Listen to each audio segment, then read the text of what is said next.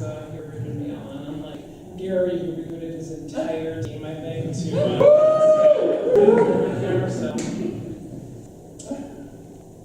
So, first day of kindergarten, 1975, and I walk in and I see this beautiful teacher. She's got a tan and she's been riding a motorcycle all summer long. And she introduces herself as Ms. Hutton. Not Mrs., not Miss, but Ms.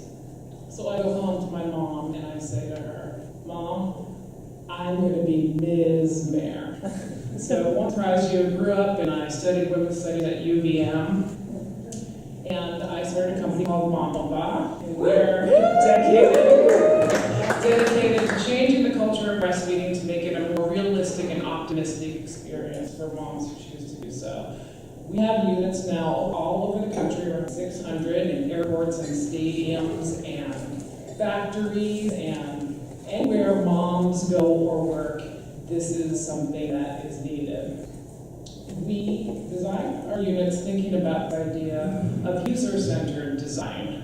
But what's really interesting about our product is that we have a user mom who uses it to use a breast pump mostly or breastfeed a baby in privacy. But our actual customer is usually demographically very different, a gentleman. So the duality of that has been a real challenge for us to figure out.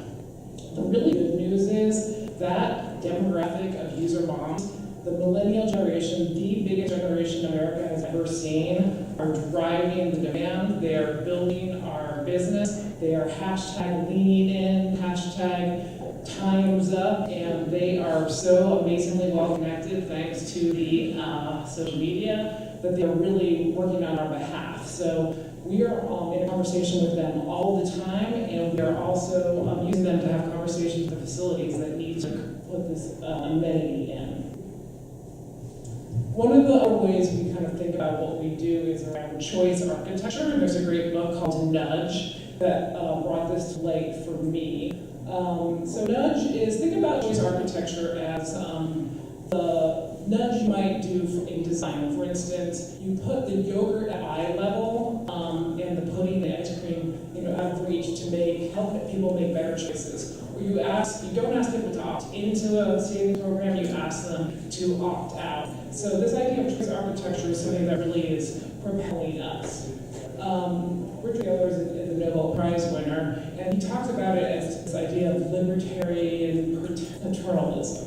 Okay, anything that says paternalism these days actually really makes me bristle. So I was, okay, what's paternalism? If I want to talk about it with my staff, paternalism is ugh. Look at paternalism. It's like father knows best. It's scoldy. It's these old white guys telling you what to do. So how can we at Mama figure out something that isn't paternalism? How about maternalism? So of course, being the researcher I am, I went on dictionary or Google, and I looked into all right, the language of maternalism. How is that defined?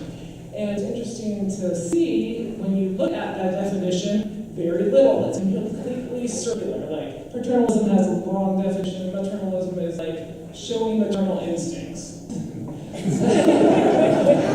So we set up at Mama to figure out what it would mean to be maternalistic and not smashing the patriarchy, but loving the matriarchy. How do you run a company like a great mom runs a family or a household or raises her kids?